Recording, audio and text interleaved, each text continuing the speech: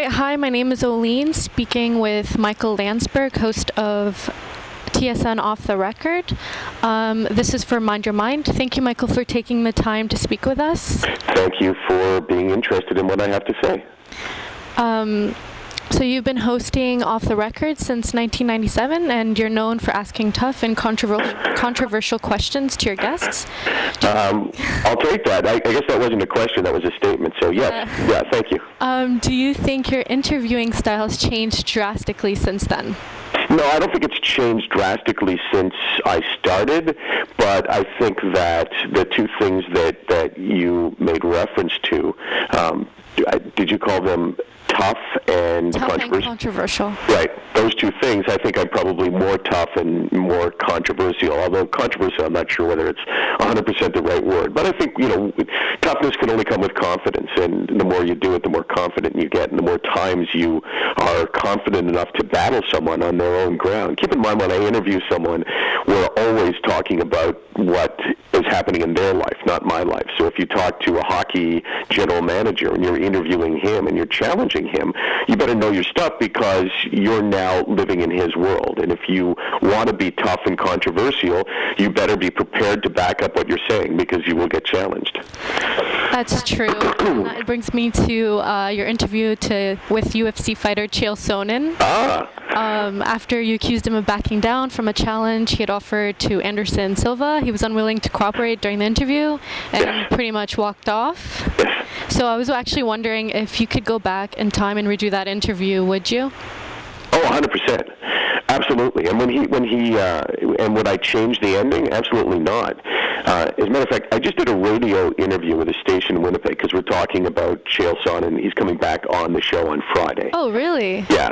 And, I'm surprised. This will be posted, obviously, and people will be listening to this after that time. So there will have been a follow-up. So, for me, my job really is to just do good television, something that's interesting. And sometimes that can mean doing a lot. Sometimes that can mean if someone's, very eloquent and has a story to tell, throw out one question and let them talk. And sometimes that can be getting into a scrap with a guy. And that's the way that was. So I wouldn't change anything, and I wouldn't change the ending either because he walked off, and now the station that just interviewed me said that on YouTube there was almost 1 million hits of that. Someone had posted it.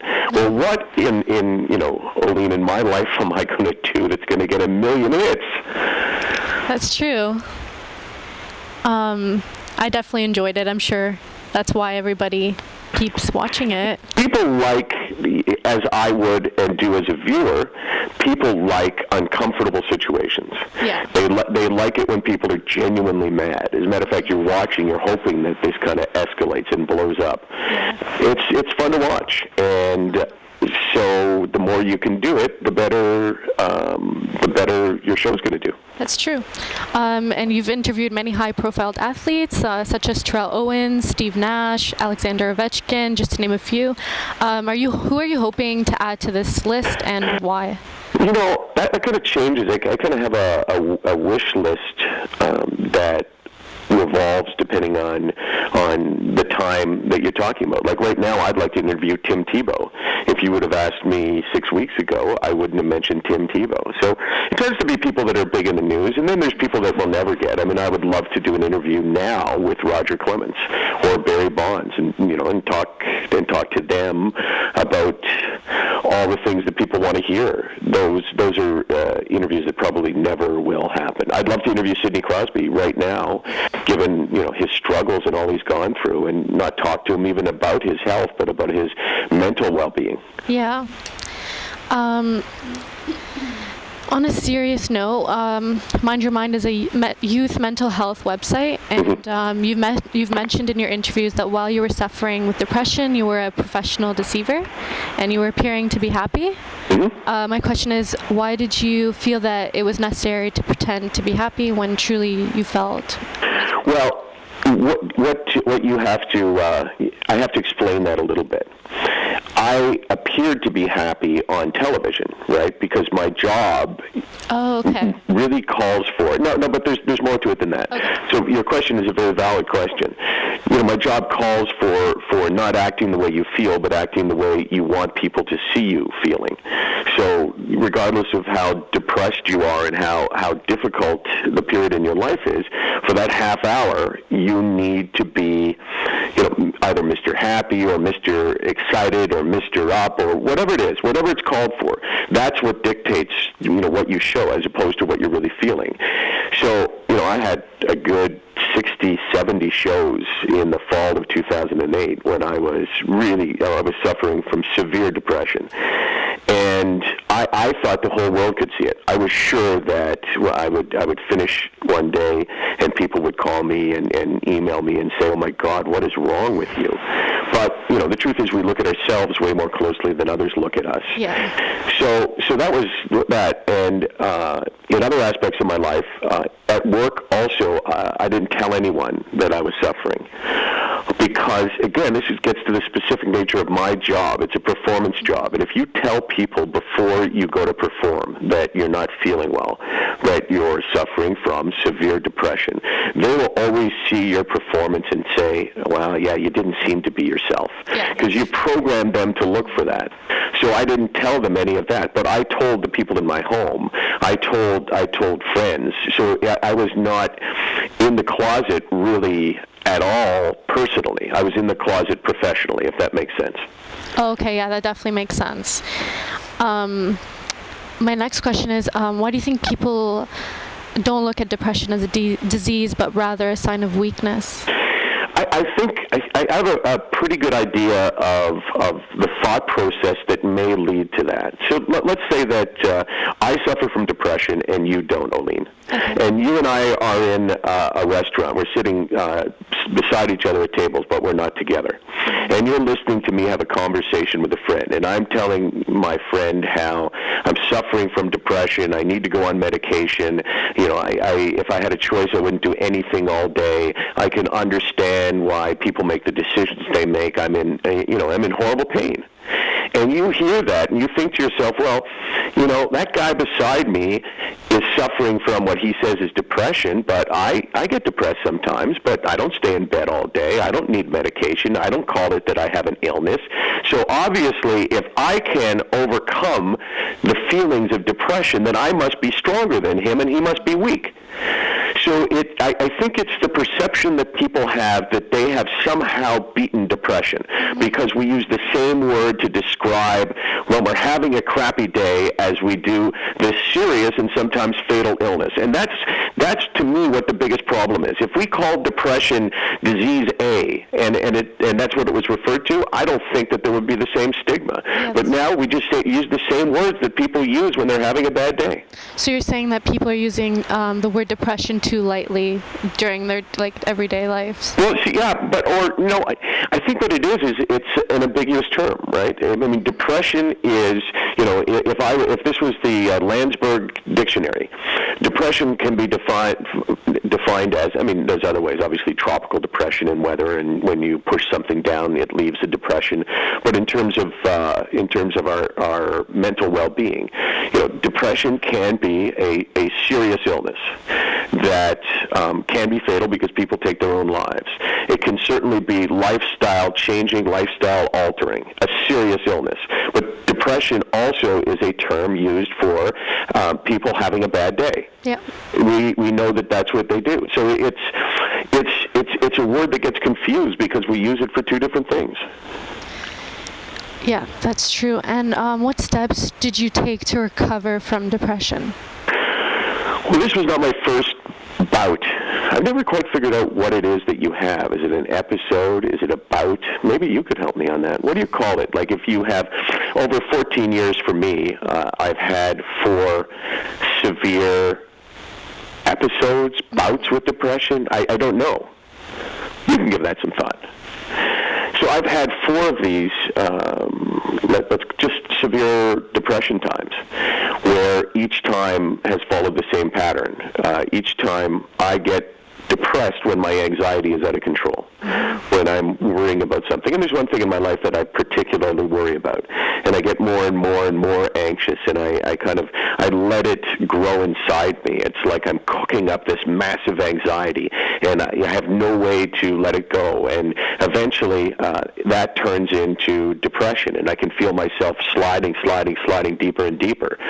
And not until I get to a certain depth in the past have I gone to the doctor. And I have a psychiatrist who I went to originally who prescribed me medication. I went on medication, and I felt better. And then eventually I would go off the medication. I would be fine for a while, and then I would hit by this thing, and then I would go back. And that cycle repeated itself until 3 years ago in the fall of 2008 when I suffered my most severe depression that I've had. It was Grey Cup week 2008, so I was away from home. We were shooting Off the Record in Montreal, and I spent a lot of time in a hotel room by myself, and I got a real glimpse at that time just how terrible this disease could be, and just how isolating it is, and just how alone you feel, and just how you are sure when you wake up in the morning, this is to me a sign of depression, when you wake up in the morning, if you've slept, you're sure that by the time you go to bed at night, nothing good will have happened to you. You just have no ability to see anything, any sunshine whatsoever. So I went to the doctor and got a prescription, and 3 weeks later I start to feel a bit better, and 6 weeks later I would say I felt 90% better. So would you say that medication, if you're always on it, you'll be okay? I would say that I have now made a commitment to medication for probably the rest of my life. I think that I have learned enough times, because the first time you have to go off it, right? Because there are people who have one bout with depression, there's that word again, and they get treated with medication, and then they go off it, and it never comes back. So you want to find out, are you a chronic depression sufferer, or are you a one-time sufferer?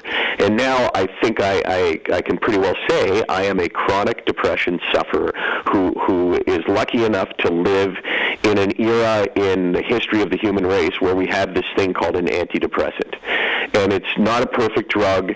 It's a serious drug. People always say, well, that's pretty serious. And I go, yeah, but you know what? Depression is pretty serious too. And it has side effects, and I wish I wasn't on it, but I need it. And whatever the side effects are dwarfed by the pain of the depression. So I'm willing to accept the thought that I will be on it the rest of my life, but I'm also willing to joyfully accept the thought that I will largely feel good.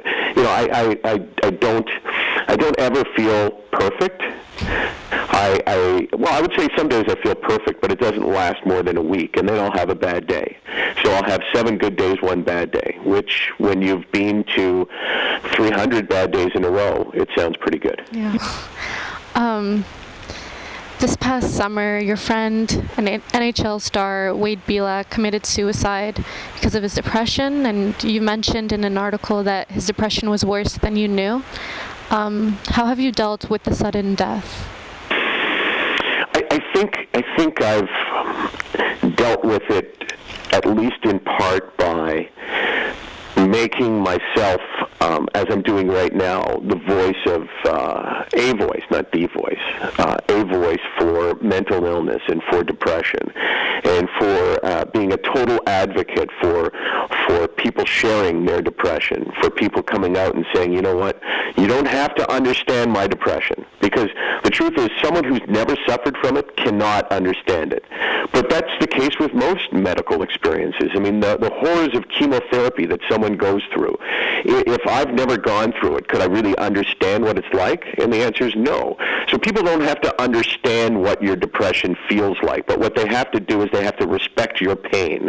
They have to appreciate the fact that you are really suffering and this is not your choice and you did not will it on and therefore you can't will it away. So I'm trying to, through the article you talked about, I'm producing a documentary for CTV. I'm doing this discussion with you right now. I do as much media as I can. I talk about it on Off the Record. So that's kind of my way of dealing with Wade's death. You know, it's important to know that Wade was not my best friend. Mm-hmm. So, you know, I don't want to be one of those guys who exaggerates his relationship when someone dies. Oh, he's my best friend. he was my best friend. We were pretty good friends. We really liked each other. We had a common bond on family. He spent time in my house. My daughter actually came up the name for his daughter. We shared this thing of depression, which he shared with me, and I don't think he shared with anyone else. But I didn't see him that often because he wasn't playing in Toronto at the end. So I'm trying to cope with it by making his death, to use a cliche, mean something. Yeah, and you've also mentioned in an article that the last time you talked to him was really not, it was just a text, and you asked him how he was, and he responded he was fine. Fine. Yep. And that, to me, the lesson there is, ask me how I'm doing. Go and ask me now. How are you doing? Fine. What does that tell you? It really says nothing. It's really like if you said, how are you doing? And I just paused and didn't say anything. Fine. What does fine mean? It's kind of like when you're having a fight with your spouse, and they say, "Are you mad?" "No, I'm fine." But you don't really mean that. I think it's usually a cover-up for either, you're feeling pretty good or usually feeling pretty crappy. So fine is one of those words that really has no meaning, especially in the context that I asked it. And as I talked about in the article, text really does not give you any way of knowing what's going on when the language is subtle. If someone says, "Oh my God, I'm bleeding to death," you don't need anything other than those words. But when you talk about subtle things like Wade and I were talking about, there's no inflection, there's no look on someone's face, there's no body language. There's just these letters combined together that make a word, which in this case is a word that didn't mean anything. And I did feel some guilt not pursuing that further. And I should know better because I know that fine doesn't mean anything. And I know that people who suffer from depression, like Wade and like I, often will, even to people they share with, will lie. Because you don't want to be the guy who talks about it. I mean, sometimes when I'm not feeling well, I'll tell people I'm feeling okay because I'm tired of talking about it. Because the more I talk about my depression, the more depressed I feel. Not in a big way. It's not like I can really sink myself, but sometimes I just don't want to talk about it. So maybe this was his time for not wanting to talk about it. And if I would have pursued him further, who knows? Yeah, and also you don't want to feel like you're putting a burden on someone else sometimes. Yeah, absolutely. But it's given the nature of what you do and this website and the people that potentially could be listening to me, I think that there's a couple of points that have to be made, and that is that you have every right and an obligation to yourself to get the best possible help. You have every right and an obligation to yourself to share this with other people and to get some sympathy, but more than that, get some slack in how you can possibly act. If you're depressed and you have to act up because nobody knows, that's torturous for you. You should be allowed to stay in bed if you're having a terrible day. You shouldn't feel obligated to get out of bed because you have to cover up your illness. And you should go for help, whether that's medication, which in my case was life-saving, whether it's therapy, whether it's any number of a handful of other types of therapies. It doesn't matter how you begin. It's the chase for help that, number one, empowers you and makes you feel better immediately. Not a lot better, but just a little bit, because if you don't go for help, there is never any light in your life, because you know after an extended period that if I haven't gotten over this on my own now, it's never going to happen. So imagine living with something that you know is going to be bad day after day after day, yet you don't feel like you have the right to come out and share and get the help you need. So no matter what it takes, tell someone. And don't say it to them like you're ashamed of it, like, I'm suffering from depression. I didn't want to tell you, but, I feel like I have to. Don't say it like that. Say it like it's an illness, which is, I've been going through some real tough times, and these tough times are an illness that I'm suffering from called depression, and you owe it to me to accept this as something that's really painful, something that's really life-altering for me, and something that I need help from and understanding for. Wow, that's great.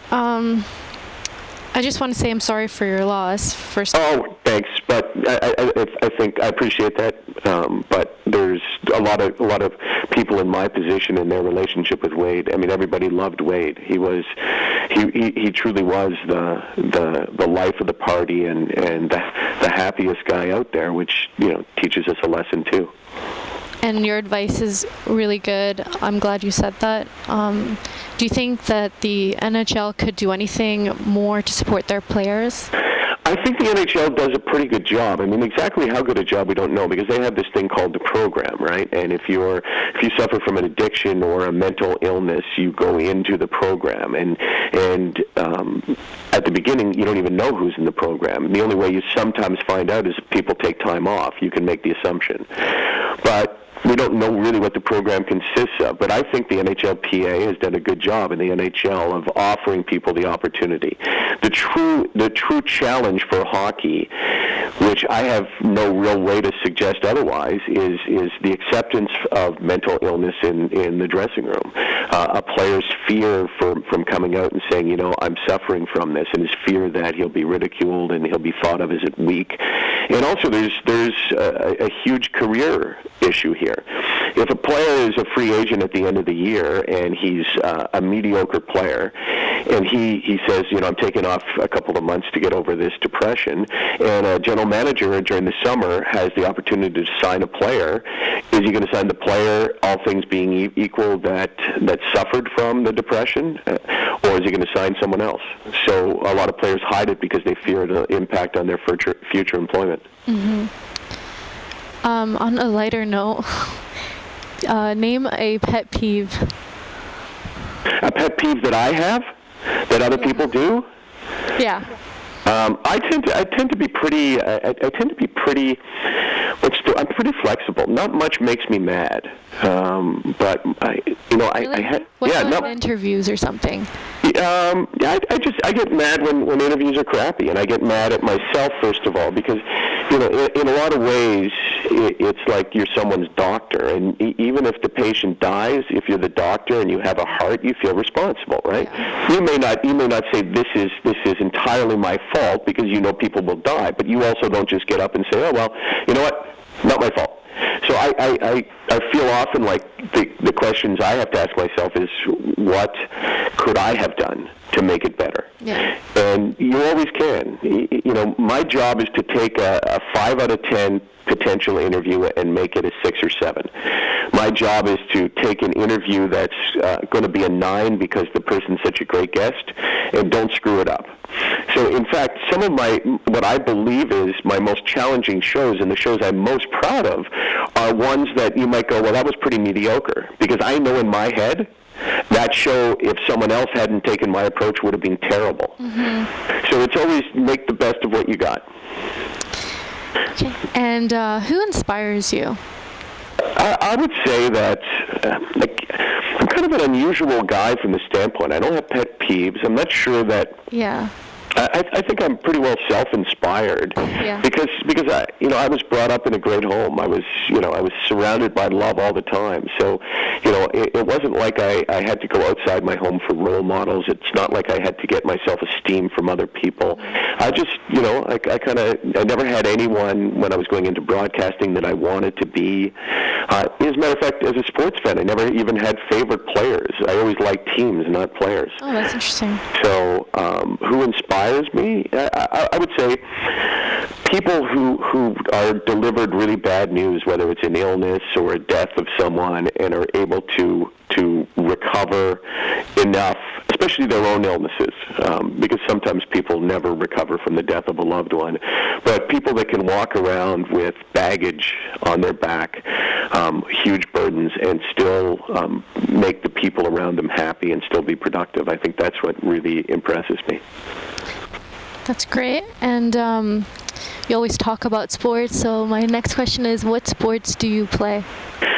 When I was younger, I played everything and didn't play anything really well. My best sport was probably a touch football quarterback.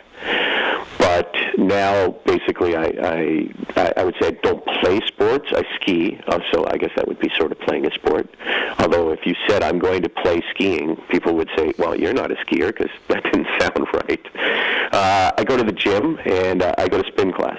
So Yeah, so that's probably the bulk of what I do. Would you say that going to the gym is a great stress reliever for you?